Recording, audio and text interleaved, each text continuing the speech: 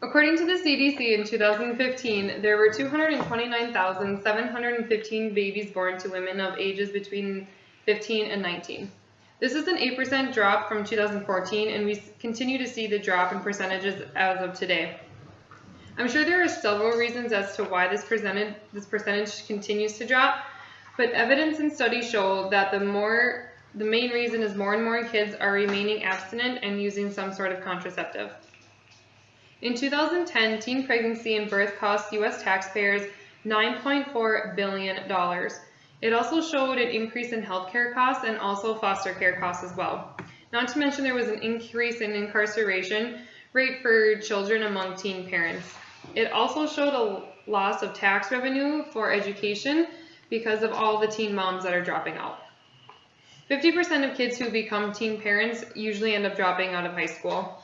They are also more likely to develop health problems in the future, and they are also more likely to be arrested and put in jail in their future as well.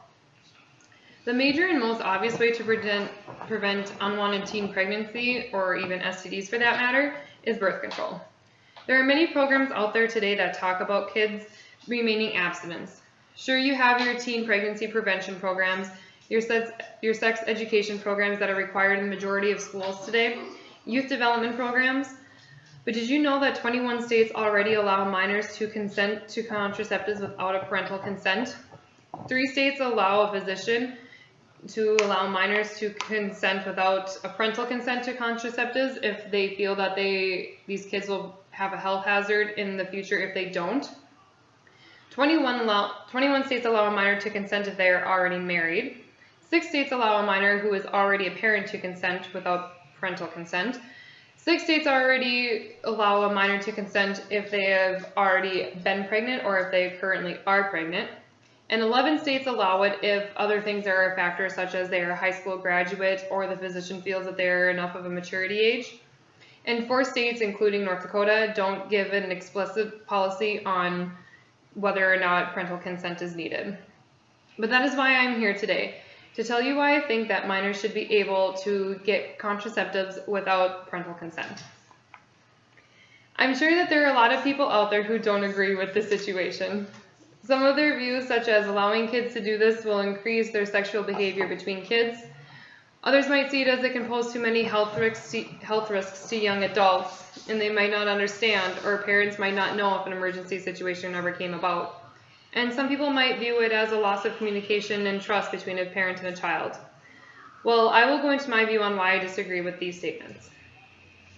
For those of you that think it will encourage sexual behavior between other adolescents, it doesn't.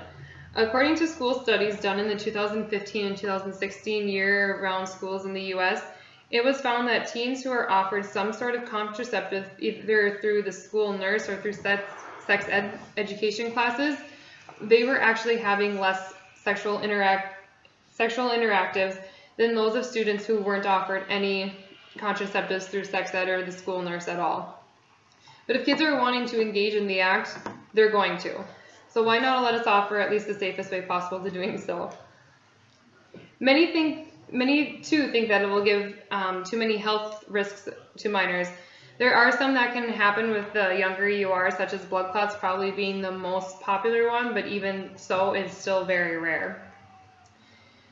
But if an emergent situation is to come about, it will be documented in the patient's medical record. Provider and physicians are able to view it, so if anything came about, they would be able to see that this patient is currently taking an oral contraceptive or have some sort of insertion of a birth control.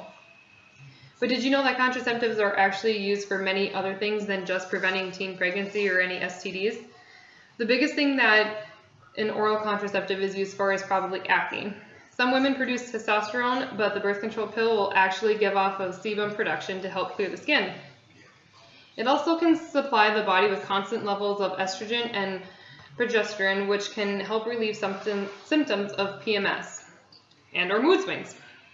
It can also help alleviate menstrual migraines or even the menstrual cycle altogether, which for some women can be very, very painful. It also can reduce the risk of ovarian cancer.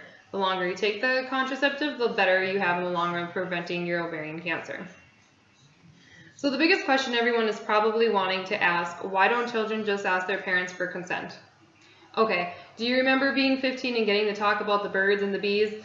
Or how about the time when you asked your mom to be put on some sort of birth control and it turned into a 3-hour lecture and all you ended up getting out of the lecture was a no? By giving them the answer no isn't going to stop them from engaging in any activities. Studies have shown that teens are more likely to rebel against a parent's answer when given in a negative way.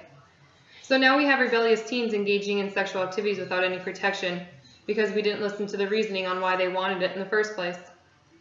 The fear that children have about asking another is a big concern. They could feel that they're either embarrassing the family or letting their parents down.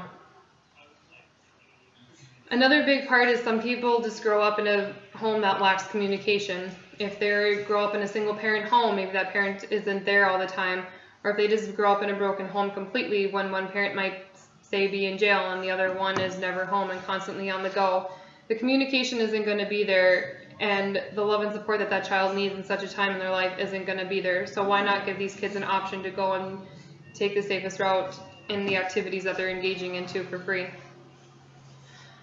Or if they're not even wanting it for sexual purposes, it can be just as embarrassing for someone to go get a parent and explain the medical reasons that they may not themselves be even comfortable with.